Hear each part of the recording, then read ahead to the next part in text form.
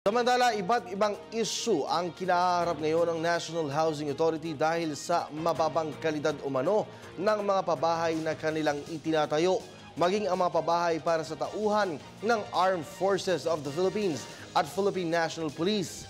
Binisita ng aming kasamang si Sweden Velado ang mass housing site ng NHA sa Bulacan para personal na makita ang sitwasyon doon.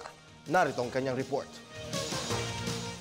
Kabi-kabilang issue ang ipinupukol ng National Housing Authority kaugnay ng 18.9 bilyong pisong pabahay ni Pangulong Benigno S. Aquino III para sa Armed Forces of the Philippines at Philippine National Police. Kesyo hindi umano ligtas tirahan, maliit, substandard ang disenyo at mga ginamit na materyales at malayo sa kabihasnan ang lokasyon. Kaya naman dinayo ng PTV team ang isa sa mga mass housing site ng NHA sa Heroesville sa Barangay Gaya-Gaya, San Jose del Monte, Bulacan upang personal na makita ito. Mga bahay at sa unang tingin dahil blanco at wala pang mga gamit, pintura, bintana at pinto ay tila hindi mo nga nanaising tirahan ito. Dalawang klase ang bahay sa loob ng Heroesville. Ang row house na mas mababa ang kisame at may sukat na 36 square meters para sa lot area at 20 square meters naman ang floor area. Ito yung tinatawag nilang loftable house at kung ikukumpara ito sa mga row house na ipinakita natin kanina, mas mataas ito dahil itong loftable house nito ay maaaring gawan o ng second floor.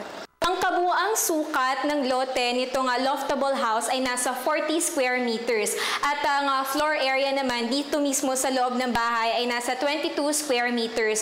Kung mapapansin ninyo, yung ating flooring ay may kasama ng tiles pero kapag tinurn over sa ating uniformed personnel, ang unit na ito ay hindi pa kasama yung tiles, plain cement lamang. Ang meron lamang malalagyan ng tiles ay itong lababo at yung palikuran. Hindi pa rin muna kasama yung mga open cabinet sa aking likuran.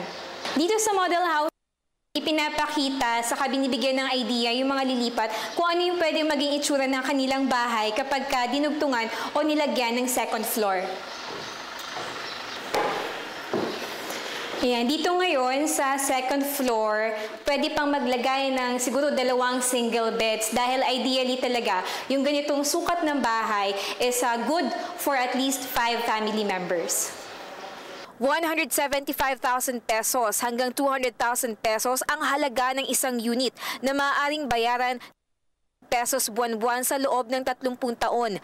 Libre ang pagpapakabit ng linya ng kuryente at tubig. Kanya-kanyang renovate at expansion na lang para mas mapaluwag at mapalaki pa ang bahay.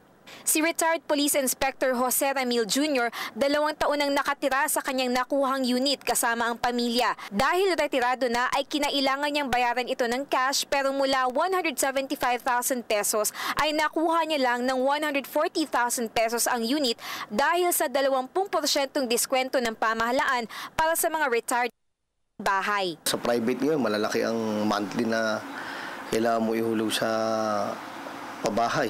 Hindi kagaya sa PNP, maliit na, at least meron ka lang matitira na titira ka na lang. Na although may maire-repair kang pa konti-konti, para lang mag-expand ka, maiayos mo yung pamilya mo. Lalo sa gastusin ngayon, mas mura pa yung hulog kaysa doon sa kakainin mo sa araw-araw. Sa ikalawang bahagi ng aking special report, inyong malalaman kung gaano nga ba katibay ang pabahay ng gobyerno para sa mga sundalo. Para sa Telebisyon ng Bayan, ako si Sweden Velado.